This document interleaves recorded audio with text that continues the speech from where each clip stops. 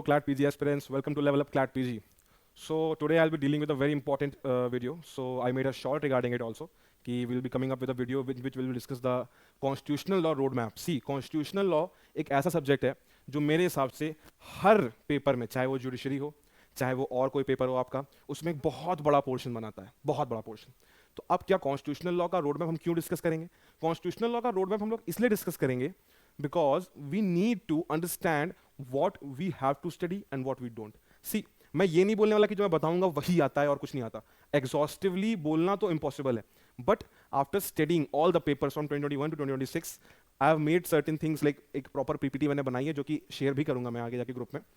तो उसमें हम लोग डिस्कस करेंगे कि क्या आता है पेपर में, क्या हमें पढ़ना जरूरी है और किस डेप्थ तक पढ़ने की जरूरत है. ठीक है. So consti is a very big subject, a major subject, तो इसको अच्छे से समझते हैं. I hope you will get some value from this video. So before starting this video, I would like to tell you students कि यहाँ पे हमने एक ग्रुप बनाया है लेवल क्लैट पीजी. तो इस चैनल पे आपको डेली अपडेट्स मिलेंगी, इंपॉर्टेंट नोटिफिकेशन मिलेंगी, स्टडी मटेरियल मिलेगा, गाइडेंस मिलेगी, एज वेल एज आपके हर स्टेप पे जो क्लैट पीजी होगा आपको बेसिकली यहाँ पे आपको क्वेश्चन ऑफ द डे मिलेगा, एक मॉक्स मिलेंगे, क्वेश्चन ऑफ द वीक मिलेगा, हर एक चीज़ आपको मिलेगी. उसके अलावा अपकमिंग नोटिफिकेशंस, आज जैसे सेकंड लिस्ट आउट हुई है उसकी क्लैट पीजी की, उस पर मैंने अपना जो इससे पहले वीडियो शूट किया है और वीडियो बनाया है उसमें अच्छे से डिस्कस किया है कि क्या चीज़ें थोड़ी डिफरेंट हुई हैं पिछले पास ईयर से और क्या हमें ध्यान रखना चाहिए, what are the takeaways. तो आपको ऐसे वीडियोस की अपडेट्स सारे पीपीटी उसी ग्रुप में मिलेंगे. सो इट्स अ कम्युनिटी जो हम लोग बिल्ड कर रहे हैं, तो मतलब कोई चार्ज भी नहीं है, तो आप प्लीज़ ज्वाइन करिए इस कम्युनिटी को and will prepare for this paper together. So start करते हैं वीडियो को. सो आज हम लोग डिस्कस करेंगे कॉन्स्टिट्यूशनल लॉ का रोड मैप. सी, अगर हम बोले कंसिस्टेंसी से, तो यार कंसिस्टेंसी तो मैं ये नहीं बोल सकता कि इतने ही वीडियोस जो हैं वो इतने ही मतलब या फिर जो क्वेश्चंस हैं वो आए हैं यहाँ पे, ऐसा नहीं है यार. कॉन्स्टिट्यूशनल लॉ से कभी यार 16 क्वेश्चन आते हैं, कभी 17 क्वेश्चन आते हैं, कभी 12 आते हैं, पर हमेशा डबल डिजिट में रहते हैं. और कॉन्स्टिट्यूशनल लॉ, पब्लिक लॉ जो है और एडमिनिस्ट्रेटिव लॉ, ये तीन मिला के अगर आप देखो तो 20-20 क्वेश्चन भी बनते हैं. लाइक 2026 पेपर में अराउंड 20 क्वेश्चन होंगे इस पूरे टॉपिक से. Constitutional law, interpretation of constitutional law, मतलब कई सारे क्वेश्चन जो होते हैं वो रिलेट करते हैं कॉन्स्टिट्यूशनल लॉ से. जैसे आप लेबर लॉ का क्वेश्चन पढ़ेंगे तो जैसे एक क्वेश्चन था उसमें इंटरप्रिटेशन का क्वेश्चन, तो ये भी ISPL interpretation of statutes and principle of legislation जो है, जो कॉन्स्टी का ही काइंड ऑफ पार्ट है और एडमिनिस्ट्रेटिव लॉ का, उससे रिलेटेड है. उसके अलावा कई क्वेश्चन थे जो कॉन्स्टी से रिलेटेड थे. पब्लिक लॉ का क्वेश्चन आया था, स्टेट की लायबिलिटी का क्वेश्चन आया था. ठीक है. तो हर एक चीज जो है वो हम लोग डील करेंगे. एडमिनिस्ट्रेटिव का क्वेश्चन आया था, तो हम लोग इसको पूरे तरीके से डील करेंगे. कॉन्स्टिट्यूशन लॉ को मैं बिल्कुल नहीं छोड़ने वाला इस पूरे पीपीटी और वीडियो में. तो हम लोग अच्छे समझेंगे क्या पढ़ना है और क्या नहीं पढ़ना है. बिकॉज मेरे हिसाब से ये पूछना और ये जांचना कि क्या पढ़ना है उससे इंपॉर्टेंट होता है जांचना कि क्या नहीं पढ़ना है. बिकॉज सब पढ़ते हैं भाई. देखो, मैं तुमको ऐसे बोल दूं कॉन्स्टिट्यूशन पढ़ लो, इतना बड़ा कॉन्स्टिट्यूशन है, भला भी टाइम है, पर पूरा पढ़ के करोगे क्या? वही पढ़ो ना जो आता है मोस्टली, जिसके आने की एंटिसिपेशन है. बाकी कुछ सरप्राइज आया तो भाई वो तो कभी भी आ सकता है. अगर आपको ये सोचना है कि सरप्राइज कुछ मिले ही ना, तो भाई फिर 40-50 जितने सब्जेक्ट पढ़ने सारे पढ़ा लो. बट इन माई ओपिनियन क्योंकि क्लैट पीजी का कोई डिफाइंड सिलेबस नहीं है, वो जो ग्रुप पे दिया हुआ है उससे अक्सर लोग डिविएट करते हैं जो उनकी वेबसाइट वगैरह पे दिया हुआ है. तो आई विल हाईली रिकमेंड कि आपको प्रिपेयर रहना है तो बी प्रिपेयर फॉर सरप्राइजेस. हमें यहाँ पे ये नहीं देखना है कि क्या पढ़ना है, उसके साथ हमें क्या नहीं पढ़ना है. उसके अलावा भी हमको एक चीज़ और देखनी है कि यार हम जो पढ़ें ना उससे हम एक अंडरस्टैंडिंग डेवलप करें. जैसे अगर मान लो हमने कॉन्स्टी का पेपर पढ़ा है, अच्छे से अंडरस्टैंडिंग डेवलप कर ली कैसे कॉन्स्टिट्यूशन वर्क करता है, तो कल को मान लो लेबर का एक क्वेश्चन आया जो तुमने अगर मान लो लेबर लॉ स्किप भी कर दिया था, तुमने अगर लेट प्रिपरेशन शुरू करी, पर तुमने कॉन्स्टिट्यूशनल स्कीम, क्योंकि कॉन्स्टी से ही सारे लॉ जन्म लेते हैं, वो ग्रैंड नॉर्म है, तो तुमने लेबर लॉ की जो स्कीम पे बेस्ड क्वेश्चन थे, जो बिल्कुल डायरेक्ट क्वेश्चन नहीं थे, वो तुमने आराम से सही कर दिए क्योंकि तुमको कॉन्स्टी की स्कीम पता थी कैसे पेपर को सही करना होता है. ठीक है. तो ये हो गया आपका पूरा आपका कच्चा चिट्ठा कि क्यों कॉन्स्टी में पढ़ना है. अब हम लोग आगे चलते हैं. ठीक है. Mastering constitutional and administrative law for CLAT PG 2027. सी, जो क्लैट पीजी है उसका पेपर रट्टे से नहीं चलता. देखो, मैंने दोनों पेपर दिए हैं, दोनों पेपर निकाले हैं, चाहे वो क्लैट पीजी हो चाहे वो CUET पीजी हो. दोनों की रिक्वायरमेंट जो है बहुत अलग है. CUET is more static. वो जो आपसे क्वेश्चन पूछता है वो ज्यादातर स्टैटिक रहते हैं. वो ज्यादातर क्वेश्चन जो होते हैं वो ऐसे होते हैं कि यार आपको ना बस एक आइडिया होना चाहिए उस चीज का जो पूछी जा रही है. इट्स नॉट लाइक कि आपको बिल्कुल एकदम स्ट्रिक्टली पता होना चाहिए. मतलब CUET में ना आपको मोस्टली ऐसे क्वेश्चन आएंगे जो या तो आपको आता है या तो आपको नहीं आता है. जैसे अगर आप उसने आपसे पूछ लिया कि रिटर्न ऑफ प्लेंट किस सेक्शन में आती है, किस ऑर्डर किस रूल में आती है, आप सीधे बोलोगे order number 7 rule 10. Rejection order number 7 rule 11. कि क्या कॉज ऑफ एक्शन बार होता है, रूल 13. ठीक है. आपको हर एक चीज को अगर पढ़ना पड़ेगा तो आपको पता है कि उसमें बस बेरैट बेसिस पे है पेपर. ठीक है. मोस्टली बेरैट बेसिस पे है और हमको आंसर आता है या तो नहीं आता. क्लैट पीजी थोड़ा सा डिफरेंट है, थोड़ा क्या बहुत ही डिफरेंट है। वहां पे जो आपको टॉपर भी मिलेंगे, उनके नंबर भी, जिन्होंने क्वालिफाई किया है एग्जाम, उनके जो होंगे बच्चे, आप उनसे ही पूछो क्या तुमको पेपर देखते सारा पेपर आता था? वो लोग कहेंगे नहीं, हमें सिर्फ गिनती के 35 40 50 क्वेश्चन आते थे, बाकी हमने अपनी अंडरस्टैंडिंग लगा के उस पेपर को सॉल्व किया है। जो हमने इतने समय से लॉ पढ़ा है, हमने एक अंडरस्टैंडिंग डेवलप की है। तो मैं तुमको यही रिकमेंड करूंगा कि भाई अंडरस्टैंडिंग डेवलप करने में फोकस होना चाहिए। अब वो कैसे डेवलप होगी? पहली चीज, जितने भी लैंडमार्क और करेंट जजमेंट हैं उनको तुम अच्छे से पढ़ोगे, ठीक है? जितने भी लैंडमार्क और करेंट जजमेंट्स, चाहे वो करेंट जजमेंट्स हो जो अभी आ रहे, जैसे फॉर एग्जांपल अभी एक केस आया है, ठीक है, अभी एक बहुत इंपॉर्टेंट जजमेंट आया है, ठीक है, सेंटर फॉर PIL, ठीक है, CPIL versus university of India, उसमें section 17A of prevention of corruption act, ठीक है, वो कहते हैं एक मेन स्ट्रीम इशू था। पिछले साल जजमेंट्स आए थे, जैसे एक जजमेंट आया था इब्तिसम खातून case versus university of India, ये था नीट में विदाउट नीट PG दिए कोर्सेज अलॉट हुआ था, ठीक है, उसका केस था। अभी नीट PG का एक और केस चल रहा है, एक्सेसिव रिजर्वेशन का, -40 पे सिलेक्शन हो गया, कैसे हो रहा है? तो ये किससे डील करते हैं? ये सारे केस अगर तुम देखने जाओ तो इनके रेगुलेशंस अलग होंगे, ये कोई नीट के रेगुलेशन से डील कर रहा होगा, कोई प्रिवेंशन ऑफ करप्शन से, पर इनकी जो जेनेसिस है वो क्या है? अब तुम देखो जेनेसिस इनकी आर्टिकल 14, आर्टिकल 21, ठीक है, आर्टिकल 16, 15, राइट टू क्वालिटी, ठीक है, right to basically right to equality in freedom from exploitation and all चीज़ें होंगी, इसमें 23, 24 भी आएगा कई कई केसेस में, ठीक है। इसमें तुम्हारा ये सब डील करेंगे, right to equality in field of public employment, ठीक है, no discrimination on the basis of तुम्हारा religion, race, caste, sex, place of birth, ये सब टाइप की चीज़ें भी, ये सारे इन सब केसेस में आएंगी। तो अब हम कॉन्स्टिट्यूशन को जब हम लोग पढ़ेंगे वो थोड़ा डायनेमिक डोमेन में पढ़ेंगे, ऐसे नहीं कि हमने सिर्फ ऐसे बेराट खोला, आर्टिकल 14, ठीक है, राइट टू इक्वालिटी पढ़ा, बंद कर दिया। नो, ऐसा नहीं होता। आप उसको खोलेंगे, उसके लैंडमार्क जजमेंट्स पढ़ेंगे, करंट क्या जजमेंट्स चल रहे हैं उसमें वो पढ़ेंगे, उसके बाद सारे जजमेंट्स नहीं पढ़ सकते पर इंपॉर्टेंट जजमेंट्स होते हैं वो हम आपको भेजेंगे, अभी उस पर क्वेश्चन बना के जजमेंट्स भी भेजेंगे, लीगल अपडेट्स भी देंगे, आप ग्रुप जरूर ज्वाइन करिए। तो आप क्या आपने ये सब चीज़ें पढ़ी तो आपको एक अंडरस्टैंडिंग डेवलप हो गई कि यार हाँ ऐसे ऐसे ऐसे ये चीज़ कौन सी से रिलेट कर रही है, तो ये मन में रखना है। अब वो क्वेश्चन आ सकता है, बिल्कुल आ सकता है, ठीक है। उसके अलावा आगे भाई देखो रीडिंग प्रैक्टिस, मैं ये नहीं कह रहा कि तुमको हर पैसेज पढ़ना पड़ेगा, you should be able to read every passage, like 24 passage आ रहे हैं पिछले 3 साल से, 24 पैसेज आ रहे हैं यार, 24 पैसेज 120 मिनट में पढ़ने होते हैं, 120 मिनट भी तुम समझ लो, 20 तो चले जाते हैं बबलिंग वगैरह में, 100 मिनट में 24 पैसेज कोई नहीं पढ़ सकता और कोई पढ़ता भी नहीं है। मैं खुद बोलूँ, मैंने पेपर क्रैक कर रखा है, मुझे पता है, मैंने एक भी मतलब मैंने कुछ कुछ जगह पैसेज पढ़े थे जहाँ पे जरूरत थी, वो मुझे पता चल जाता है, वरना नॉर्मली जो पेपर होता है वो इंसान पढ़ के ही बिना ऐसे आंसर करता है, पर कई कई जगह पैसेज पढ़ने पड़ते हैं। और अगर आपकी रीडिंग स्पीड ही अच्छी नहीं होगी, रीडिंग की आदत ही नहीं होगी, तो आप कैसे पैसेज पढ़ोगे यार? क्लैट पहले बहुत अलग हुआ करता है 2019 तक, चाहे वो PG हो चाहे UG हो, पेपर एक अलग ही पेपर था। आफ्टरवर्ड्स चीज़ें बदल गई हैं, अब एक पैसेज पेपर में रीडिंग का बहुत बड़ा रोल है। तो मेरे हिसाब से आपको डेली न्यूज़पेपर, चाहे मैं जो UG बच्चों को रिकमेंड करता हूँ मैं, वो आपको भी पढ़ना पड़ेगा डेली न्यूज़पेपर। बिना पढ़े न्यूज़पेपर काम नहीं चलेगा, न्यूज़पेपर पढ़ना पड़ेगा, अच्छे से उसको रिव्यू करना पड़ेगा। ये नहीं कि सिर्फ ऊपर की हेडिंग पढ़ी, ऐसा ऐसा हुआ बंद कर दिया, नहीं, you have to study it thoroughly, अच्छे से पढ़ो। सिर्फ हेडिंग रीड करने के लिए या फिर सरफेस लेवल रीडिंग करने के लिए नहीं, आपको क्या कहते हैं फायदा है, क्योंकि फिर पढ़ने का जरूरत ही क्या है, फिर मत ही पढ़ो, ठीक है।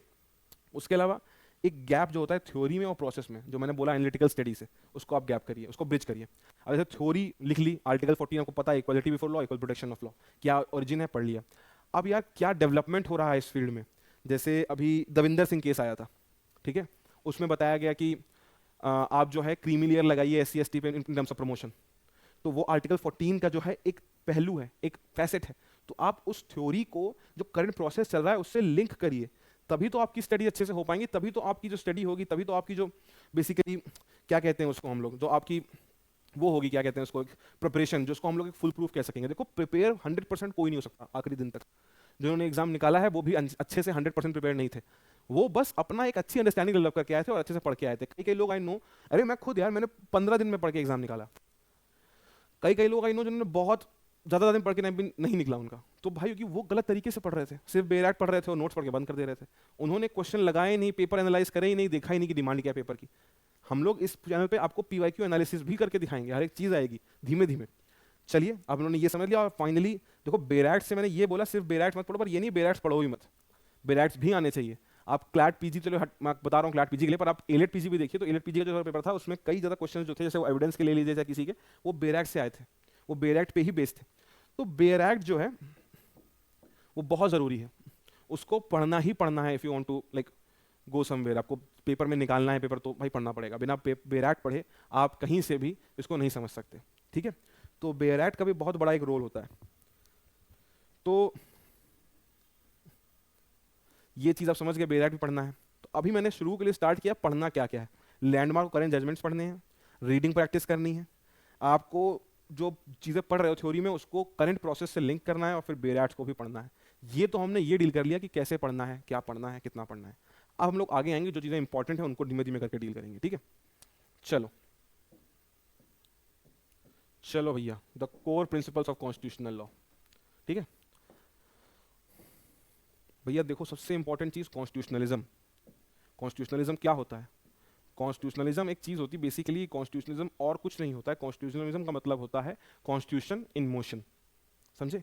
कॉन्स्टिट्यूशन इन मोशन मतलब कॉन्स्टिट्यूशन जो है आप सिर्फ उसको बेयर टेक्स्ट नहीं पढ़ेंगे, आप उसकी स्पिरिट पढ़ेंगे, एज वेल एज इसमें आप एक कंसेप्ट का लिविंग कॉन्स्टिट्यूशन, आप कॉन्स्टिट्यूशन का डेवलपमेंट पढ़ेंगे, ओरिजिन पढ़ेंगे कैसे। जैसे फॉर एग्जांपल आर्टिकल 14 जब स्टार्ट हुआ था, it started by simple text right to equality. ये स्टार्ट ऐसे हुआ था, पर अभी के केस में इसमें कितनी सारी चीजें जुड़ चुकी हैं। न्यू कंसेप्ट ऑफ इक्वालिटी आ चुका है, ठीक है। एंटीथेसिस टू आर्बिट्रेरीनेस,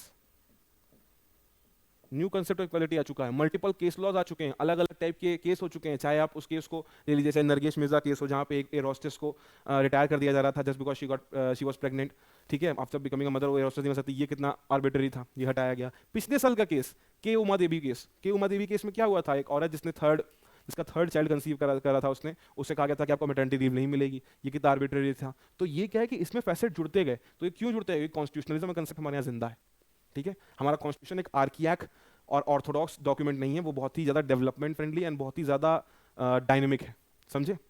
तो इसको समझेंगे हम लोग। रूल ऑफ लॉ, ये भी आर्टिकल 14 से रिलेटेड है। बेसिकली इसके 3 फैसेट्स होते हैं। अगर हम लोग देखो अच्छे से मैं तो समझाऊंगा जब हम लोग इसके लेक्चर्स बनाएंगे, पर अभी के लिए मैं सिर्फ कोई आइडिया दे रहा हूँ कि हम लोग पढ़ेंगे क्या इस पूरे सब्जेक्ट में, पूरे अपने लेक्चर्स में, पूरे आने वाले कोर्स में। वो एक तो है हमारा, इसके 3 फैसेट्स हैं भाई रूल ऑफ लॉ के। 3 फैसेट्स क्या हैं आपकी? कहते हैं equality before law,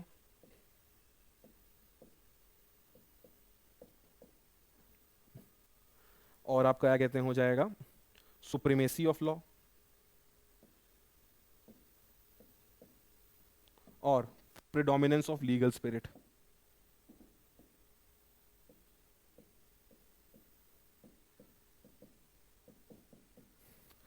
equality before law मतलब हर इंसान लॉ के सामने इक्वल है। सुप्रीमेसी ऑफ लॉ मतलब लॉ जो है सबसे सुपीरियर है, लॉ से ऊपर कुछ नहीं होता। और प्रिडोमिनेंस ऑफ लीगल स्पिरिट मतलब इक्वालिटी, बेसिकली हर इंसान जो है कोई भी चीज कर रहा है वो बिना जस्टिफिकेशन के नहीं कर रहा, और हर इंसान इक्वल फुटिंग पे ट्रीट किया जा रहा है, ठीक है। विदाउट जस्टिफिकेशन कुछ नहीं हो रहा। तो अब ये फैसेट्स को हम लोग बहुत अच्छे से केस लॉस का डील किया करेंगे जब हम लोग इसको आगे पढ़ेंगे। जुडिशियल रिव्यू, देखो यार ये एक चीज़ है, जैसे तुम्हारी जो है ना कोई भी चीज़, जैसे फॉर एग्जांपल आप लोग चाहे कोई शोज देखें, चाहे आप माइथोलॉजी देखें, आप ये देखेंगे जब किसी इंसान के पास ना अब्सोल्यूट पावर आती है तो उसके दिमाग खराब हो जाते हैं, फिर वो गलत काम करता है। तो ये बहुत नॉर्मल चीज़ है कि वो गलत काम कर रहा है, ये सही नहीं है, पर ये स्वाभाविक है, ह्यूमन बिहेवियर है। हिटलर, हम लोग किसी की बात क्या करें, हिटलर ही वाज अ टोटलिस्ट, ठीक है। हिटलर, मुसोलिनी, ठीक है, ये लोग क्या थे? इन लोगों ने बेसिकली अपने अगेंस्ट एक जो भी अगर चीज़ें थी सबको खत्म करते एक प्रोपागेंडा लाया था, जो कि था प्रो गवर्नमेंट और एंटी गवर्नमेंट। कोई भी क्रिटिक करता था चाहे वो जेन्युइन भी हो, उसको मार देते थे। इनकी बेसिकली एक प्रॉपर प्रोपागेंडा बेस सब कुछ चलता था। जैसे चाइना, शी जिनपिंग करेंटली देखिए आप, नॉर्थ कोरिया, चाइना में हर एक चीज़ बिल्कुल सेंसर्ड है। नॉर्थ कोरिया देखिए आप, नॉर्थ कोरिया देखेंगे तो आपको लगेगा कि हाँ यार यहाँ तो कितना ज़्यादा मतलब रिस्ट्रिक्शन है। वहाँ के लोग बिना, जो वहाँ का प्रीमियर है उसकी मर्जी की अपना हेयर कट नहीं डिसाइड कर सकते। बेसिकली इस लेवल का वहाँ पे कहते हैं, थोड़ा एग्जैजरेट भी कर रहा हूँ मैं, पर हाँ बेसिकली जो है इस लेवल की वहाँ पे कंट्रोल है, एक फ्री लाइफ नहीं है, डिग्निटी वाली। तो ये क्यों होता है कि अब्सोल्यूट पावर किसी के हाथ में? अब जुडिशियल रिव्यू हम क्यों पढ़ेंगे? ये उस अब्सोल्यूट पावर को रोकता है। एक कोट है, power corrupts and absolute power corrupts absolutely, Lord Acton का। वो बात सच है। अगर किसी के हाथ में अब्सोल्यूट पावर दे दी जाएगी तो फिर वो वही करेगा जो उसकी मर्जी में होगा, कि उस पर कोई चेक एंड बैलेंस नहीं है। अब अगर हम लोग आगे जाते हैं और जुडिशियल रिव्यू को अच्छे से समझते हैं, तो जुडिशियल रिव्यू को हम लोग अच्छे से समझेंगे, उसको क्या कहते हैं एक पर्सपेक्टिव में डालेंगे, तो हमको ये समझ में आता है जुडिशियल रिव्यू और कुछ नहीं है। जो कोर्ट्स होती हैं, वो क्या करती हैं, जब कोई भी ऑर्गन ऑफ द स्टेट, चाहे वो पार्लियामेंट हो तुम्हारा, चाहे वो एग्जीक्यूटिव हो, जुडिशरी भी एक ऑर्गन है, वो दो ऑर्गन्स जो हैं आपका लेजिस्लेचर और एग्जीक्यूटिव, वो अपनी बाउंड्रीज ओवरस्टेप करते हैं तो उनके एक्शंस का जुडिशरी एक रिव्यू करती है ऑब्जेक्टिवली कि इन्होंने गलत तो नहीं किया।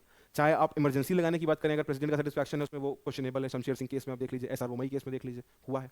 आप कोई भी चीज़ें देख लीजिए, आप उल्टे पुल्टे ऑर्डिनेंस लगेंगे तो भी जुडिशियल रिव्यू के लिए हो जाएगा वो एलिजिबल। तो जुडिशियल रिव्यू एक बहुत इंपॉर्टेंट पार्ट है एक अच्छी डेमोक्रेसी चलाने के लिए, तो इसको भी हम लोग बहुत अच्छे से बहुत डिटेल में पढ़ेंगे आगे।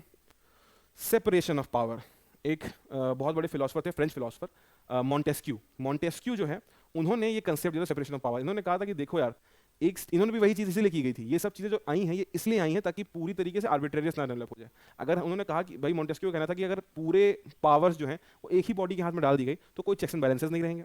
दूसरा, उस पर इतना काम हो जाएगा कि वो एफिशिएंटली परफॉर्म नहीं कर पाएगी। तो अलग अलग बॉडीज होनी चाहिए जो अलग अलग काम करें। तो जब इन्होंने कहा, हालांकि इनके इस कंसेप्ट का एविडाइसी जो थे, जिन्होंने रूल ऑफ लॉ दिया था इंग्लैंड के, उन्होंने क्या कहते हैं काफ़ी मजाक भी उड़ाया था। पर ओवरऑल, क्योंकि वहाँ पे आप अभी देखिए तो बहुत डिवीजन ऑफ पावर नहीं है, वहाँ पे पार्लियामेंट है, हाउस ऑफ लॉर्ड्स है, हाउस ऑफ कॉमन्स है, और पार्लियामेंट्री फॉर्म ऑफ गवर्नमेंट है, प्राइम मिनिस्टर ही होता है, डिवीजन ऑफ पावर ज़्यादा नहीं होती है। पर क्योंकि कॉमन लॉ कंट्री, यहाँ पे इन्होंने जो कॉन्सेप्ट दिया इंडिया में फॉलो होता है। आप देखिए इंडिया में लेजिस्लेचर अलग है, एग्जीक्यूटिव अलग है। एग्जीक्यूटिव कौन? प्रेसिडेंट, ठीक है, प्रेसिडेंट हो गया एग्जीक्यूटिव का पार्ट, वाइस प्रेसिडेंट हो गया एग्जीक्यूटिव का पार्ट, गवर्नर हो गया एग्जीक्यूटिव का पार्ट। लेजिस्लेचर कौन? प्राइम मिनिस्टर, लोकसभा, राज्यसभा, विधानसभा, विधान परिषद। जुडिशरी कौन? Supreme court, high court, district courts, ठीक है।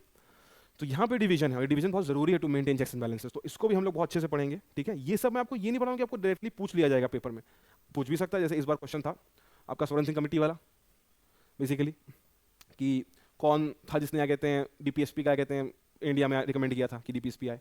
तो वो टाइप कमिटीज के क्वेश्चन भी आ जाते हैं, वो कभी कभी आते हैं once in a blue moon, पर ऐसे क्वेश्चन पूछ सकता है। पर मोस्टली क्वेश्चन इन सब चीजों को जब तुम पढ़ोगे इनकी स्पीड में, तब तुमको समझ में आएगा क्वेश्चन का आंसर कैसे लगाते हैं। अगर तुमको आंसर क्वेश्चन आया, क्वेश्चन मान लो ऐसा है कि 4 आंसर दिए, चारों ऑलमोस्ट सिमिलर है, पर उसमें एक एसेंस है जो तुमको, जो एक आंसर को बाकी 3 से अलग कर रहा है, तो वो तुमको तब समझ में आएगा जब तुमको ये पता होगा सेपरेशन ऑफ पावर का वो क्वेश्चन है कि सेपरेशन ऑफ पावर क्या होती है। अगर तुमको यही नहीं पता तो तुम आगे कैसे जाओगे। तुमने बहुत, मैं ये जानता हूँ कि तुम लोग UG के स्टूडेंट नहीं हो, PG के स्टूडेंट हो, तुमने पढ़ा होगा सेपरेशन ऑफ पावर अपने अंडरग्रेड में, पर यार मोस्टली 5 ईयर कोर्सेज या फिर 3 ईयर कोर्सेज होते हैं, वो काफ़ी रश्ड होते हैं, बहुत जल्दी जल्दी पढ़ाया जाता है, बहुत ज़्यादा उस पर टाइम नहीं दिया जाता एक चीज़ को। हमारा काम क्या रहेगा कि हम आपको जितना समझा सकते हैं उतने से समझाएं, और अगर किसी ने नहीं भी पढ़ा है अपने अंडरग्रेड कोर्स में तो उसको बहुत अच्छे स्पेशली अटेंशन और डिटेल हम लोग दे सकें इन पूरे कोर्स में हमारे। तो सेपरेशन ऑफ पावर जो है वो काफ़ी से समझाया जाएगा आपको। अब आते हैं आने वाली चीज़ों पे। प्रियम्बल, देखो यार, प्रियम्बल जब तुम अपना कॉन्स्टिट्यूशन पढ़ते हो या कोई भी एक्ट, मैं कॉन्स्टिट्यूशन को चलो हटा भी देता हूँ साइड में एक बार को, कॉन्स्टिट्यूशन को अगर हम लोग साइड में हटा भी दें तो आप कोई भी एक्ट पढ़ते हो, चाहे वो IPC हो सकता है, वो CRPC हो सकता है, या फिर इनके काउंटर पार्ट जो भी चल रहे हैं BNSS और BNS, तो ये जो चीज़ें हैं इनको अगर हम लोग साइड में हटा भी दें, IPC, CRPC, BNSS और BNS को अगर हम लोग एकदम कोने कर दें, तो भी हमें एक चीज़ पता रहती है कि हम लोग इसको, मतलब कोई भी एक्ट, मैं इसका नाम ले रहा हूँ, आप इनको ऐसे खोलेंगे तो आपको स्टार्ट में इसका एक प्रियम्बल मिलेगा एक्ट का। वो क्या बताता है? कॉन्स्टिट्यूशन का जो प्रियम्बल है वो बेसिकली क्या होता है, वो आपको बताने के लिए होता है। वो जो है वो आपको बहुत कुछ क्या कहते हैं, बेसिकली एक आइडिया, एक objective of the constitution framework बताता है। वैसे बाकी सारे कॉन्स्टिट्यूशन थोड़ा ज़्यादा बड़ा है कॉन्स्टिट्यूशन का प्रियम्बल, पर अगर आप क्रिमिनल का खोलिए, क्रिमिनल लॉज का, चाहे सिविल लॉज का, तो आपको बेसिक एक छोटी सी लाइन मिल जाएगी, an act to consolidate and amend the laws regarding to the procedure, the civil procedure of the code, ठीक है, ऑफ द इंडिया। तो बेसिकली इस टाइप की लाइन्स आपको मिल जाएंगी, मैं एक्जैक्टली याद नहीं है तो मैं ऐसे बता दिया मैंने आपको। तो वो क्या है, वो आपको बता रहा है कि ये एक्ट क्यों यूज होता है, किस लिए बनाया गया है, उसके अलावा कोई ऑब्जेक्टिव नहीं है। अब आपने ये समझा अच्छे से कि क्यों वो एक्ट बनाया गया है, क्यों यूज होता है। अब हम लोग जब प्रियम्बल से ये समझ जाते हैं तो हम लोग इस कोर्स में ये पढ़ेंगे प्रियम्बल में क्या अच्छे से दिया हुआ है, ठीक है, सब कुछ, उसके ऑब्जेक्टिव्स लेके हर एक चीज़, और बहुत बेसिक लेवल पर नहीं, बहुत हाई लेवल पर आपको समझाऊंगा कि प्रियम्बल से कैसे क्वेश्चंस बन सकते हैं, ठीक है। नेचर ऑफ द कॉन्स्टिट्यूशन उसके साथ हम लोग समझेंगे प्रियम्बल के थ्रू। इसके हम लोग के जो ऑब्जेक्टिव्स रहेंगे वो ये होंगे, पहले तो हम लोग रे बेरोबारी केस के बारे में अच्छे समझेंगे, फिर whether preamble is a part of constitution, हर एक चीज़ समझेंगे, प्लस 42nd अमेंडमेंट 1976 जिसको मिनी कॉन्स्टिट्यूशन भी बोला जाता है, उसके बारे में भी अच्छे से समझा जाएगा। और वो इसलिए समझा जाएगा कि उसने प्रियम्बल में काफ़ी कुछ चेंजेस लाए और इंडिया के डेमोक्रेटिक फ्रेमवर्क में भी काफ़ी सारे चेंजेस हुए उसकी वजह से, ठीक है। तो हम लोग अच्छे से पूरा एकदम एक ट्रेस बनाएंगे क्रोनोलॉजी का, उसको समझेंगे पूरे तरीके से, कुछ भी छोड़ेंगे नहीं। और हर चीज़ जो मैं समझाऊंगा कॉन्स्टी में, उस पर मैं एक क्वेश्चन बना के लेके आऊँगा, और उसके बाद वो क्वेश्चन भी हम लोग सॉल्व करेंगे, PYQ भी सॉल्व करेंगे और मॉडल क्वेश्चंस भी सॉल्व करेंगे, ताकि आप एकदम कॉन्फिडेंट हो जाओ कि क्वेश्चन कैसे सॉल्व करना है, और मैं आपको समझाऊंगा कैसे वो एसेंस और ट्रिक ढूंढनी है कि आप आंसर लगा सको। आगे आते हैं, हो सॉरी,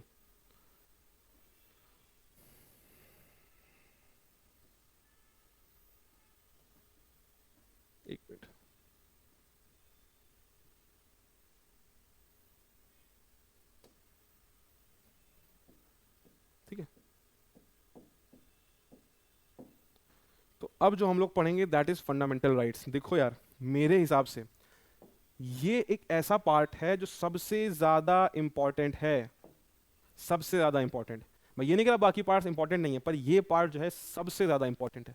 जैसे आप इस बार 2026 का पेपर देख लीजिए, उसमें एस अजीज बादशाह जो केस था वो ओवररूल हुआ था एएमयू केस में। एएमयू केस आया था। एएमयू केस किसको डील करता है? सेक्शन 2930 राइट ऑफ माइनॉरिटीज, वो आया था। ठीक है, तो fundamental rights in my opinion are the most important part for the constitutional law.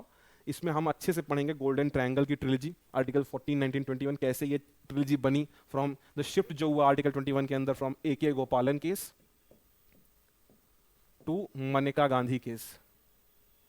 हम लोग अच्छे से इसको बहुत डिटेल में समझेंगे कि क्या वो चीज़ थी कि जो शिफ्ट हुआ। उसके अलावा आर्टिकल 12 समझेंगे, क्या इसमें एक एप्लीकेशन होता है मैक्सिम का एजिस्डम जेनरिस, वो कैसे होता है, क्यों होता है, क्या वो एप्लीकेशन आज भी होता है कि नहीं होता है, क्या स्टेट होता है क्या स्टेट नहीं होता है। आर्टिकल 13 समझेंगे, बहुत important, doctrine of eclipse severability and pith and substance. ये तुम्हारे ओल्ड प्री कॉन्स्टिट्यूशनल और पोस्ट कॉन्स्टिट्यूशनल लॉ की वैलिडिटी डिसाइड करता है, इसको भी बहुत इंपॉर्टेंटली समझना पड़ेगा हमको। उसके बाद इमर्जिंग हॉरिजन्स। इमर्जिंग हॉरिजन्स जैसे article 14, article 21 right to life. Right to life basically हम लोग शुरू करते हैं जब कॉन्स्टिट्यूशन बना था तो बस वो राइट टू लाइफ था, पर उसमें ओल्गा टेलिस केस आया, लाइवलीहुड भी ऐड हो गया। राइट टू लाइफ में राइट टू हेल्थ भी ऐड हो गया परमानंद कटारा केस से। उसमें पैसिव यूथनेशिया वाला भी मैं कहते हैं इंक्लूड हुआ चीज़ें कॉमन कॉज केस से, और उसको अभी फिर से कहते हैं सुप्रीम कोर्ट में अभी वो एक मैटर बना हुआ है, उस पर जो डिसीजन आएगा तो वो भी क्लैट PG 2027 के लिए बहुत बड़ा एक इशू बनेगा। उसके अलावा मल्टीपल केसेस हैं यार, मैं अगर बोलूँ कि भाई तुम्हारा राइट टू फेयर ट्रायल, उसके अलावा तुम्हारा ये सब ह्यूमन राइट्स से बुलाया गया, तो मैं ह्यूमन राइट्स भी कनेक्ट करके पढ़ाऊंगा तो आपका इंटरनेशनल लॉ भी काफी हद तक कवर हो जाएगा इसमें, उसके अलग से क्लास भी होंगी। तो ये सब टाइप की चीजें जो है हम लोग हर चीज कनेक्ट करके चलेंगे, डॉट्स को बना के चलेंगे, कुछ भी ऐसा नहीं होगा जो सिंक में नहीं होगा, हर एक चीज डॉट्स कनेक्ट होंगे। ठीक है, तो मेरा जो फोकस रहेगा यहाँ पे ये न्यू हॉरिजन्स की तरफ, वो अच्छे से होगा कि आपको जितने भी हॉरिजन में पढ़ा सकूं, जितने आप अच्छे से मेमोराइज कर सको विद इंस्टेंसेस, वो पढ़ाऊंगा मैं। ठीक है, आर्टिकल 14 और जो तुम्हारा न्यू कंसेप्ट ऑफ इक्वालिटी है जो उसमें आया है, E P Royappa case versus E P Royappa versus state of Tamil Nadu, उसके बारे में भी हम लोग अच्छे से पढ़ेंगे। रिजर्वेशन जूरिस्प्रूडेंस 15 से 16, दविंदर सिंह केस अभी हुआ ही था। उसके अलावा नीट वाला भी मैटर चल रहा है अभी। फिर तुम्हारे मल्टीपल जो केसेस हुए हैं, लाइक तुम्हारा BK पवित्रा केस हो गया, जरनैल सिंह केस हो गया, ठीक है, वीरपाल सिंह केस हो गया। उसके बाद तुम्हारा ये तुम्हारा केस हो गया, तुम्हारे जैसे इंदिरा सोनी केस हो गया, M नागराज केस हो गया। पूरी अच्छे से हम लोग टेक्नोलॉजी समझेंगे, तो कालेकर कमीशन, मंडल कमीशन, हर एक चीज़ समझेंगे। उसके बाद फ्रीडम ऑफ स्पीच, इस पर क्या बेसिकली इसमें हम लोग सिर्फ ये नहीं समझेंगे कि आर्टिकल 19 क्या होता है, क्या उसके रिस्ट्रिक्शंस होते हैं, क्या उसके इम्प्लीकेशंस होते हैं आर्टिकल 19 को ब्रीच करने के, वो तो हम लोग समझेंगे, वो हमारा काम है। बट हम इसको लेटेस्ट केसेस से कनेक्ट करेंगे, लाइक अभी जो केस हुआ सबको पता है 2025 में रणवीर अलावादिया वाला, ही स्पोक समथिंग जो मैं यहाँ नहीं बोलूँगा क्योंकि मुझ पर भी केस हो जाएगा। तो वो टाइप की चीज़ें जो उसने बोली, वो क्या फ्रीडम ऑफ स्पीच इतना आगे निकल गया है, मतलब क्या वो स्टेप्स हैं जो फ्रीडम ऑफ स्पीच जब लेता है एक इंसान अपने फ्रीडम ऑफ स्पीच के अंदर, तो कहाँ पे हमको like we have to make a border line, कैसे एक कंट्री का कल्चर, वहाँ की एक पर्टिकुलर साइकी लोगों की उस चीज़ को डिपेंड, उस पर डिपेंड करता है, कैसे उसको एक सर्कमस्क्राइबिंग वॉल में बांध देती है, तो हम लोग उस पर भी अच्छे से बात करेंगे। फिर माइनॉरिटीज़ के बारे में बात करेंगे, और भी कई सारे राइट्स हैं, राइट टू रिलीजन है वो भी बात करी जाएगी, फंडामेंटल राइट्स पूरा इन जनरल देखा जाएगा। जैसे 2023 का जो क्वेश्चन पेपर है क्लैट PG का, आपको उसमें सबरीमाला केस से बहुत सारे क्वेश्चन आए थे, और जो 2023 का पेपर था, मैं रीडिंग कॉम्प्रिहेंशन, रीडिंग स्पीड की बात कर रहा था, उस जैसे पेपर के लिए रीडिंग स्पीड बहुत जरूरी है। पैसेज में 12 ही आए थे, पर गेम था रीडिंग स्पीड का। जिसकी रीडिंग स्पीड अच्छी है वो पेपर उसके लिए था, जिसकी रीडिंग स्पीड बेकार है उसका नहीं निकला होगा। ऑनेस्टली बोल रहा हूँ मैं, ये चीज़ बुरी लग सकती है बहुत से लोगों को कि भाई रीडिंग स्पीड ही सब कुछ है, नहीं, रीडिंग स्पीड सब कुछ नहीं, पर ऐसे पर में रीडिंग स्पीड ऑब्जेक्टिवली सच्चाई है, वो सच्चाई है। भाई अगर 12 पैसेज आए हैं पेपर में, तो तुम्हारा पैसेज बड़ा होगा और क्वेश्चन भी ज्यादा होंगे, 10 क्वेश्चन होंगे। अब 10 क्वेश्चन के लिए तुमको पैसेज पढ़ना ही पढ़ना पड़ेगा, और पढ़ोगे ना जब, तो उसमें एक क्वेश्चन था जो इसी पे डील करता था तुम्हारा, सॉरी उस पे आर्टिकल 25 से 28, ठीक है, जो क्या था, right freedom of religion, religion से ही डील करता था। तो उसमें एसेंशियल रिलीजियस प्रैक्टिस टेस्ट और तुम्हारा सबरीमाला डिस्प्यूट, उसी को डील किया था इसने, तो वो भी हम लोग अच्छे से डिस्कस करेंगे, हर एक पेपर डिस्कस करेंगे। ठीक है, चलो ये भी, जब फंडामेंटल राइट्स को हम लोग हटाएंगे साइड में, तो और भी कई सारी चीज़ें आती हैं, जैसे फंडामेंटल ड्यूटीज आती हैं और DPSP आती है। DPSP क्या है? या DPSP तुम्हारा आर्टिकल 36 से लेके 51 तक रहती है, और 51A में तुम्हारी फंडामेंटल ड्यूटीज आ जाती हैं। इसको हम लोग किन बेसिस पे ये लाई गई, कहाँ से ली गई? ये हमारी USSR से ली गई, ये आयरलैंड से ली गई, ये सप्रू कमेटी की रिकमेंडेशन पे आई थी, ठीक है, ये शायद स्वर्ण सिंह कमेटी के रिप्रेजेंटेशन पे आई थी, रिकमेंडेशन पे आई थी, ठीक है। हो सकता है मैं गलत भी हूँ, क्योंकि मैंने अभी बहुत शायद हो सकता है मैं थोड़ा कंफ्यूज हो रहा हूँ, बट मेरे पास यही था इसका आंसर, यही था इसका सब कुछ। तो हम लोग अच्छे से क्या कहते हैं पढ़ेंगे इसको एक पूरा प्रूफ रीड करके। तो हम लोग इस चीज़ को पढ़ेंगे, ऐसे नहीं पढ़ेंगे कि हम लोग को डेटा पढ़ना है, हम लोग को पढ़ना है कि क्या उसके लिए। जैसे देख लीजिए डीपीएस में आर्टिकल 44 होता है यूसीसी, ठीक है, गोवा ने इम्प्लीमेंट किया और तुम्हारा यूके उत्तराखंड ने इम्प्लीमेंट किया, क्या उसमें इश्यूज आ रहे हैं, क्यों वो इम्प्लीमेंट नहीं हो पा रहा है, ठीक है। हर चीज़ पे आपको एक अच्छा सा मैं क्या कह सकता हूँ उसको इनपुट दूंगा मैं अपना, जिससे आपको समझ में आए कि साइकी क्या है एक लॉ मेकर की, क्या चल रहा है मतलब दुनिया में। उसके अलावा हम लोग पढ़ेंगे balance between part 3 and part 4 जो मिनर्वा मिल्स केस में आया गया था। इसमें क्या एक प्रॉपर इसमें एक प्रेफरेंस का ऑर्डर आया था कि किन आर्टिकल्स को कैसे प्रेफर किया जाएगा, वो मैं अभी आपको नहीं बताऊंगा, मैं अच्छे से बताऊंगा जब हम लोग पढ़ेंगे इसके बारे में। यूसीसी देखो मैंने लिखा भी हुआ है यहाँ पे, और भी बहुत सारे आर्टिकल्स है वो सब पढ़ेंगे, पर जो बहुत इंपॉर्टेंट है उनको लिख रहा हूँ। आर्टिकल 51A, ठीक है, सब कुछ हम लोग अच्छे से इसमें डील करेंगे, कुछ भी नहीं छोड़ेंगे, कुछ भी छूटने भी नहीं चाहिए। हम लोगों को जब जाना है पेपर में तो हमको अपनी तरफ से इंश्योर होना है कि हम सब पढ़े हो। अब जैसे कोई क्वेश्चन आ जाता है फॉर एग्जांपल फीमेल फोर्टिसाइड एक्ट पे, फीमेल फोर्टिसाइड एक्ट पे आता है जब वो क्वेश्चन, तो मुझे पता है कि यार वो क्वेश्चन मैं तुमको नहीं पढ़ा सकता, क्योंकि एक रैंडम सा क्वेश्चन आ गया है। अब वो क्वेश्चन किसी ने एक्सपेक्ट ही नहीं किया था, ना मैंने किया था ना तुमने किया था, पर आ गया है। तो मैं इतना पढ़ा सकता हूँ कि तुमको अंडरस्टैंडिंग डेवलप हो जाए कि अगर तुम उसमें कोई ऐसा क्वेश्चन नहीं आया जो सेक्शन डायरेक्ट पूछ रहा है, तो तुम उसको कर ले जाओ, तुमको एटलीस्ट एक आइडिया हो कि हाँ ऐसे होता है। ये जो क्या कहते हैं क्वेश्चन आया है इसमें यही स्कीम होगी। तुम पैसेज एक बार हल्का सा पढ़ते हो एक बार अच्छी निगाहों से, और फिर तुम एक बार समझ लेते हो कि हाँ ऐसा ही होता है, और तुम टिक मारते हो आगे बढ़ जाते हो। ये तरीका, तो हमारा फोकस इस पर रहेगा कि हम तुमको लॉ से ज़्यादा अंडरस्टैंडिंग डेवलप कर सकें तुम्हारे अंदर, ठीक है। सिर्फ रटाना नहीं है, मगअप नहीं कराना है, मगअप करने से काम नहीं चलता। मगअप करना हो CUET-PG का कोर्स खरीदो, उसमें आराम से मगअप करवाएंगे तुमको।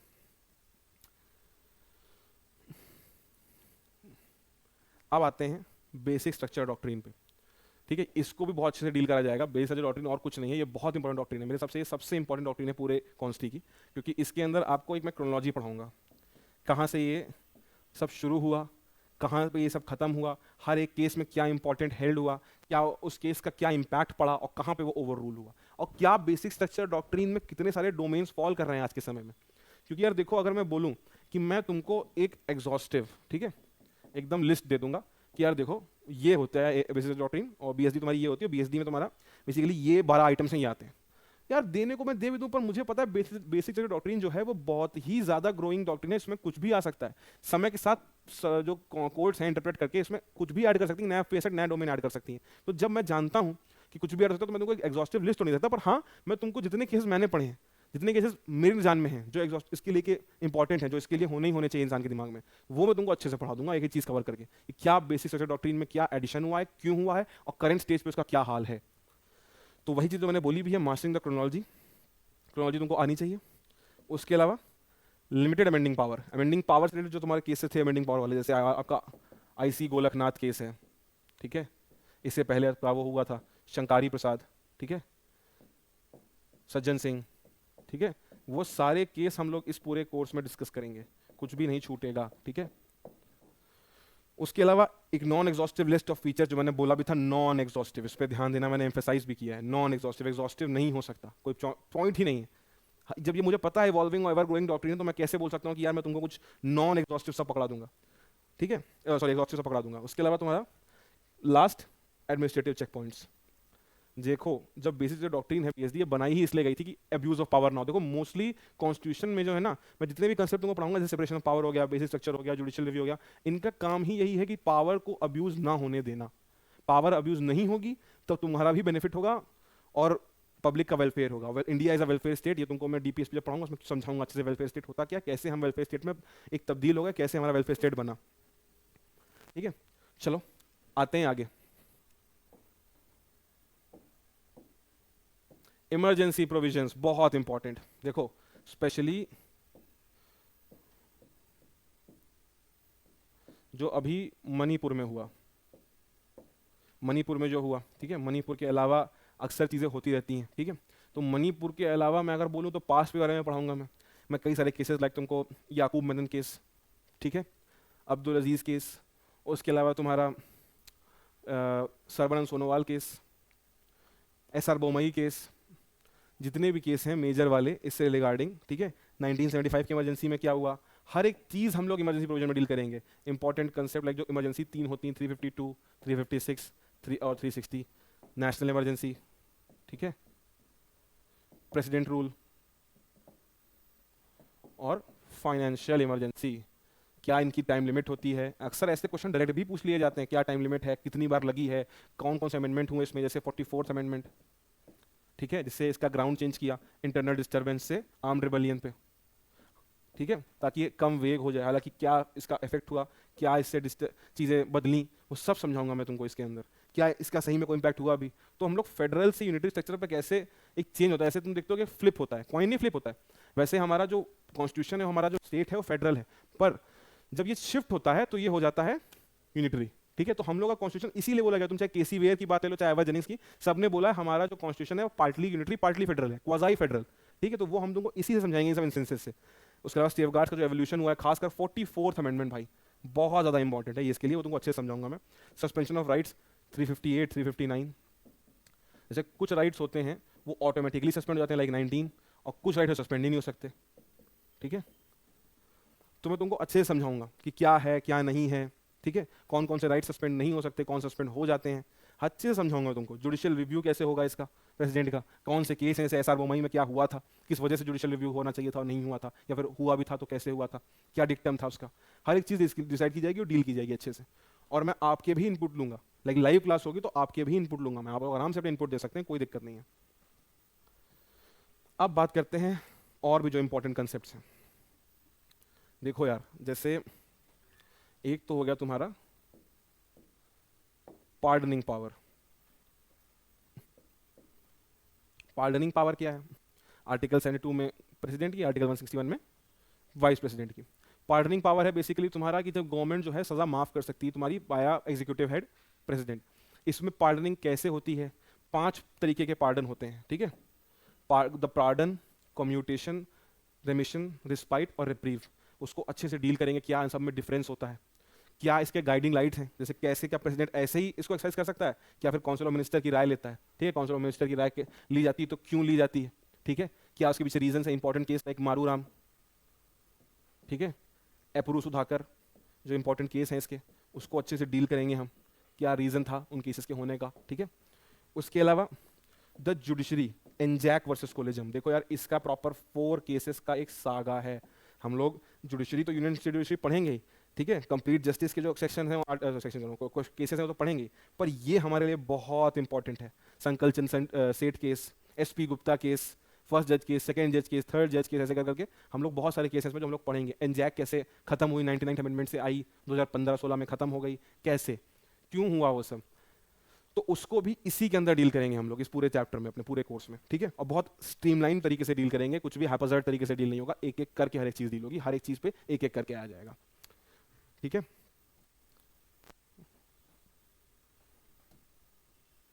चलो अब आते हैं थोड़ा एडमिनिस्ट्रेटिव लॉ के पोर्शन पे। अब एडमिनिस्ट्रेटिव लॉ की बात करने जा रहे हैं हम लोग। एडमिनिस्ट्रेटिव लॉ के बारे में जब मैं बात करने जा रहा हूं तो मैं ये बोलना चाहता हूं, देखो कॉन्स्टिट्यूशनल लॉ बहुत ज्यादा इंपॉर्टेंट है, बहुत ही क्या कहते हैं अच्छा टॉपिक है, but administrative law is equally important. और एडमिनिस्ट्रेटिव लॉ को कहा जाता है it is constitutional law in motion. जब कॉन्स्टिट्यूशनल लॉ को तुम उसके असली एप्लीकेशन में पढ़ते हो तब एडमिनिस्ट्रेटिव चीजें तुम्हारे सामने आती हैं। तो इसको भी, इसमें बहुत बड़ा सिलेबस तो नहीं है, पर हम लोग इसको बहुत अच्छे से डील करेंगे। जो भी चीजें हैं जो इसमें आ सकती हैं उनको एक एक करके निपटाएंगे, ताकि कुछ भी हम लोग के लिए नया ना हो वहां पे।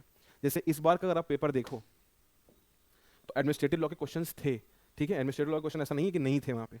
तुमको एक क्वेश्चन आया था 338 ए, ठीक है, 338 ए के, सॉरी सॉरी गलत हो गया, 338 तो वो था तुम्हारा नेशनल कमीशन ऑफ क्या कहते हैं वो एसटी, पर मैं बता रहा था कौन सा आर्टिकल था, हाँ 342 था समथिंग, ठीक है। आर्टिकल इसमें शायद मैं थोड़ा भूल रहा हूँ, एक बार पढ़ूंगा तो याद आ जाएगा। बेसिकली हमारा क्वेश्चन आया था वो था एडमिनिस्ट्रेटिव ट्रिब्यूनल पे, ठीक है। एडमिनिस्ट्रेटिव ट्रिब्यूनल्स जो हैं वो क्या होते हैं, कब फॉर्म होते हैं, कैसे बनते हैं, ठीक है। ये आर्टिकल से थोड़ा मैं इसलिए भूल रहा हूँ क्योंकि मैं जब आता हूँ तो I let my information free flowing, like मैं पूरा एकदम फ्री फ्लो में इन्फॉर्मेशन देगा, मैं कोई तैयारी करके नहीं आता हूँ कि मैं ये बोलूंगा ये बोलूंगा ये बोलूंगा, नहीं। मैं पीपीटी बनाता हूँ कि मुझे पता है, पीपीटी को देख मुझे पता है मुझे क्या बोलना है, जो मुझे बोलना है मैं उसमें लिख दिया हूँ। बाकी आर्टिकल्स जब हम लोग पढ़ेंगे तो अच्छे से पढ़ ही लेंगे। मेन फोकस होना चाहिए हमारा कि हम लोग जितना ज़्यादा हो सके उसको समझ सकें स्कीम क्या है सब्जेक्ट, क्यों हमें वो पढ़ना है, कैसे पढ़ना है। एडमिनिस्ट्रेटिव ट्रिब्यूनल है, ये कैसे बनती है, क्यों बनती है, क्या ज़रूरत थी, किस कमेटी से आई, क्या इस पर रूल्स अप्लाई होते हैं, क्या इसका प्रोसीजर होता है, ये सब हम लोग पढ़ेंगे। पर अभी के लिए जिसका मैं टॉपिक का नाम दे रहा हूँ वो है delegated legislation, DL. Delegated legislation क्या है? डेलीगेटेड लेजिस्लेशन ये है बेसिकली, तुमको पता है लॉ मेकिंग पावर हमारे यहाँ लेजिस्लेचर के पास होती है, पर लेजिस्लेचर उसको डेलीगेट भी कर सकती है। किसको डेलीगेट कर सकती है? डेलीगेट कर सकती है to quasi judicial bodies, quasi legislative bodies, ठीक है। अब डेलीगेटेड लेजिस्लेशन यही होता है, जैसे मैं जो है मेरे पास एक पावर है, अब सारे काम तो मैं करूंगा नहीं, कुछ काम तो मैं सामने से, फॉर एग्जाम्पल एक शहर है, ठीक है, अब उस शहर में एक पर्टिकुलर चौक है जहाँ ट्रैफिक बहुत लगता है, तो डीएम साहब ने क्या किया कि यार यहाँ पे ना पुलिस बढ़ा दो, ट्रैफिक पुलिस। अब ये थोड़ा ना कि डीएम साहब कहेंगे मेरे हाथ में है पूरा एडमिनिस्ट्रेशन स्टेट शहर का, तो मैं ही खड़ा हो जाता हूँ वहाँ जाके, वो डेलीगेट कर देंगे अपना काम और वहाँ पे हो भी जाएगा। इससे क्या एफिशिएंसी बढ़ती है और चीज़ें बहुत ज़्यादा स्प्रेड हो जाती हैं, तो सारा काम अच्छे से हो सकता है, ठीक है। तो डेलीगेशन कैसे भाई, क्यों होता है डेलीगेशन, उसके बारे में बात करेंगे, कहाँ से इसका वो हुआ, क्या कहते हैं, इजाद। उसके अलावा इस पर कुछ कंट्रोल्स भी हैं, पार्लियामेंट्री कंट्रोल होते हैं जैसे लेइंग, और जुडिशियल कंट्रोल होते हैं जैसे जुडिशियल रिव्यू। तुम हर चीज़ डेलीगेट नहीं कर सकते, और डेलीगेट करने में तुम्हारा मोटिव जो है वो सही में एफिशिएंसी बढ़ाने के लिए होना चाहिए। ऐसे डेलीगेट नहीं कर सकते तुम कोई भी चीज़, अपने काम से भाग नहीं सकते। तो वो टाइप की चीज़ पर कंट्रोल्स इसलिए प्रॉपर दिए गए हैं डेलीगेट लेजिस्लेशन पे। एक्सेसिव डेलीगेशन नहीं हो सकता, जैसे तुम एक लिमिट है उतना ही काम डेलीगेट कर सकते हो। अब ये नहीं कि डीएम ये कहे कि यार आज मेरा मन नहीं हो रहा, उसने चपरासी को बोला कि तुम साइन कर देना मेरे सारे फाइल्स पे, ये डेलीगेट नहीं हो सकता। तुम इतना डेलीगेट कर सकते हो कि तुम जाओ मेरे लिए फाइल लेके आओ। अब डीएम साहब खुद उठ के थोड़ा फाइल लेके जाएंगे, ये मैं उसके लिए बोल रहा हूँ कि शान शौकत के खिलाफ, इसलिए बोल रहा हूँ कि आप वो अपना उधर काम देखें कि उठ के फाइल भी लेने जाए। इसलिए तो चपरासी की पोस्ट क्रिएट की गई। वो है तो डीएम ऑफिस में सारे काम कर रहे हैं, पर डीएम का काम अलग है, चपरासी का अलग है, बाबू का अलग है, सबका काम अलग है, क्लर्क का, ठीक है, सेक्रेटरी का अलग है। तो इसीलिए डेलीगेशन लाया गया, पर एक्सेसिव डेलीगेशन नहीं ला सकते हम। एक्सेसिव मतलब जरूर सा डेलीगेशन नहीं हो सकता, तो मैंने एग्जांपल दिया अभी, ठीक है, साइन वाला जरूरी, इसलिए अच्छे से लिमिट्स लगाई गई हैं कि कौन सी चीज़ में डेलीगेट कर सकते हो। और इसके लिए एक मैगजिम भी है जो मैंने लिखा हुआ है, डेलीगेटस नॉन पोटेस डेलीगारे, मतलब एसेंशियल फंक्शन को डेलीगेट नहीं करते, और अगर एक चीज़ किसी को डेलीगेट की गई है तो वो फर्दर डेलीगेट नहीं कर सकता। फॉर एग्जाम्पल एक ए है, उसने बी को ये काम डेलीगेट किया, अब बी ये नहीं कर सकता कि मैं सी को ये काम डेलीगेट कर देता हूँ। ऐसे तो काम डेलीगेट होता जाएगा, चेन बनती जाएगी, वो काम आगे बढ़ता जाएगा, काम कभी नहीं होगा। तो जिसको डेलीगेट किया गया है वो फर्दर डेलीगेट नहीं कर सकता। और एक केस हम लोग इसमें और भी पढ़ेंगे, रे दिल्ली लॉज 1957, इसमें हम लोग पढ़ेंगे कि essential legal function, essential legislative function delegate नहीं हो सकते, ठीक है। डेलीगेशन पे जो लिमिट्स हैं उसको अच्छे समझेंगे सारे इस केस में, और पूरा पूरा इसका फैक्ट भी समझेंगे क्यों हुआ था ये केस, ठीक है। आते हैं आगे और कुछ कंसेप्ट देखते हैं। देखो अदर इंपॉर्टेंट कंसेप्ट्स, देखो ये तो बहुत ही मेरा फेवरेट कंसेप्ट है। In my college days I used to love administrative law, ये मेरे टीचर भी बहुत अच्छे थे एडमिनिस्ट्रेटिव लॉ के, तो I will like try my best कि मैं तुमको कुछ अच्छा ही डिलीवर कर सकूं। तो नेचुरल जस्टिस के प्रिंसिपल को समझेंगे कि ये भी बहुत इंपॉर्टेंट है। ये तुम्हें लगेगा कि ये तो छोटे से ही दो रूल हैं, पर इनमें बहुत कुछ है समझने के लिए। दो रूल हैं तुम्हारे, ऑडी अल्ट्रम पाल्ट्रम और नेमो जूडेक्स इन कॉसा सुआ, मतलब no one can be a जज इन हिज ओन कॉज, और ऑडी मतलब no one shall be condemned unheard, किसी को भी बिना सुने उसकी बात, उसका पक्ष रखे आप उसको सजा नहीं सुना सकते। और नेमो मतलब नेमो जज इन कॉसा सुआ मतलब कोई भी जज जिसमें वो खुद उसका कोई बेनिफिट इन्वॉल्व है, चाहे वो पर्सनल बेनिफिट हो, पेक्यूनरी बेनिफिट हो, या सब्जेक्ट मैटर बेनिफिट हो। इसमें कई सारे केसेस, गुल्लापल्ली नागेश्वर राव केस पढ़ेंगे, पीएसआरटीसी वाला, मल्टीपल केस पढ़ेंगे और समझेंगे कि क्या है वो रीजन कि किसी को अपने ही केस। तुम खुद बताओ, तुम एक जज हो और तुम देखो कि तुम्हारी जमीन का मुकदमा है, तुमको नहीं मिलेगा उसका मैटर, कोई और जज डिसाइड करेगा, तुम फेयरली उसको डिसाइड नहीं कर पाओगे, भले तुम कितना भी कह लो, क्योंकि यार we are born with bias as human beings. हमारे लिए अपने लिए बायस होता है हर इंसान के लिए, तुम उसको निकाल के बाहर नहीं फेंक सकते। इतना वर्चुअस बनना बहुत मुश्किल है, तो इसीलिए ये रूल्स हैं। उसके अलावा स्टेट लाइबिलिटी, देखो मैंने बताया था क्वेश्चन आता है, इसको पढ़ेंगे 299 और 300 ऑफ द कॉन्स्टिट्यूशन, कि सोवरेन फंक्शन क्या होते हैं और नॉन सोवरेन फंक्शन क्या होते हैं। नॉन सोवरेन सोवरेन फंक्शन किसके लिए स्टेट लाइबल है, किसके लिए स्टेट लाइबल नहीं है, पेनिनसुलर केस पढ़ेंगे इसके अंदर, ठीक है। तो हर एक चीज़ समझेंगे कि कैसे स्टेट की लाइबिलिटी का क्वेश्चन शुरू हुआ था। कस्तूरीलाल बलियाराम जैन केस पढ़ेंगे, ठीक है, सहेली केस पढ़ेंगे, नीलावती बेहरा केस पढ़ेंगे। तो हम लोग अच्छे समझेंगे कि कैसे, और ये केस जो मैं आपको बता रहा हूँ उसमें कई सारे केस टॉर्ट में भी ओवरलैप करेंगे, तो वो मैं वहाँ पे भी पढ़ाऊंगा कि ये दोनों सेक्शन है कॉन्स्टिट्यूशनल टॉर्ट और कॉन्स्टिट्यूशनल कॉन्ट्रैक्ट के हैं। तो ये हम लोग इसी तो मैं कह रहा हूँ हर चीज़ लिंक करके पढ़ाऊंगा, सिंक करके पढ़ाऊंगा, ताकि आपका एक कंसेप्ट यहाँ क्लियर हो तो दो वहाँ भी क्लियर हो जाए, सॉरी दो यहाँ क्लियर हो एक वहाँ भी क्लियर हो जाए, ताकि हमको जब वो पढ़ें तो कुछ चीज़ें अच्छे से पहले से ही आती हूँ, ठीक है। आपका बस काम इतना है कि डेली पढ़ना है कंसिस्टेंटली। उसके बाद ओम्बड्समैन, लोकपाल लोकायुक्त, कैसे ये शुरू हुआ, कैसे एल.एम. सिंघवी जी ने इसका नाम दिया, कैसे 2014 में अन्ना हजारे जी ने प्रोटेस्ट करके इस एक्ट को लाया, इसका पूरा डिटेल, क्यों ये ज़रूरी है, क्या ये एक्ट है, हर एक चीज़ पढ़ेंगे इसके बारे में। फिर एडमिनिस्ट्रेटिव डिस्क्रिप्शन का जुडिशियल रिव्यू हो सकता है कि नहीं, एक एक राइपा केस की पूरी, क्या कहते हैं, एक तरीके से एक एक राइपा case, Balco international trading company versus Bhatia traders, हर एक चीज़, जीसीएचक्यू केस, पूरी एक क्रोनोलॉजी है, उसको भी समझेंगे। क्या एडमिनिस्ट्रेटिव, जैसे हमने ये तो पढ़ा कि लेजिस्लेटिव एक्शंस का, एग्जीक्यूटिव एक्शन का जुडिशियल रिव्यू हो सकता है, क्या एडमिनिस्ट्रेटिव एक्शन का भी हो सकता है? तो वो हम लोग अच्छे से डील करेंगे इसके अंदर। एडमिनिस्ट्रेटिव एक्शन क्या इतना सॉलिड है कि उसका भी रिव्यू होगा जुडिशियल? अब कमेंट्स में अगर आपको बताना हो तो बताइएगा, आपके हिसाब से होना चाहिए कि नहीं होना चाहिए, ठीक है, कमेंट जरूर करिएगा। और हम लोग लोकायुक्त, सॉरी वही वापस लिख दिया मैंने, लोकायुक्त, लोकायुक्त लोकपाल तो पढ़ेंगे ही पढ़ेंगे। तो ये बेसिकली हमारा सब्जेक्ट रहेगा। इसका थोड़े से और सब्जेक्ट रहेंगे इसके, एडमिनिस्ट्रेटिव लॉ के, and with this I guess I am done, yes I am done. तो फाइनली ये मैंने आपको अच्छे से समझा लिया कॉन्स्टिट्यूशनल लॉ का हमारा क्या रोड मैप रहेगा हमारे कोर्स में। So at the end I will again like to tell you, like to ask all of you कि प्लीज़ की टेलीग्राम ग्रुप ज्वाइन करिए, free of course, like free of cost ये group है, आपको daily updates मिलेंगी, question of the day मिलेगा, आज भी अपडेट हुआ है क्वेश्चन ऑफ द डे। और क्वेश्चन ऑफ द डे वही लोग सेलेक्ट करेंगे जिन्होंने क्लैट पीजी दे रखा है और निकाल भी रखा है विद गुड रैंक्स, जो अच्छे एनएलयूज में पढ़ रहे हैं। और बहुत जल्दी हम लोग बहुत सारा कंटेंट भी लेके आने वाले हैं, like a lot of people, like podcast वगैरह, जो ऑलरेडी अलग अलग एनएलयूज में लोग हैं उनके साथ, अलग अलग स्पेशलाइजेशन की टेस्टिमोनियल्स, वो सब आपको इसी ग्रुप में मिलेंगे, सब कुछ इसमें मिलेगा। तो please join this group and let's prepare together, and all the best for your exams. Thank you and please subscribe to Level Up Clat PG. My name is Shaurya. Thank you. Signing off.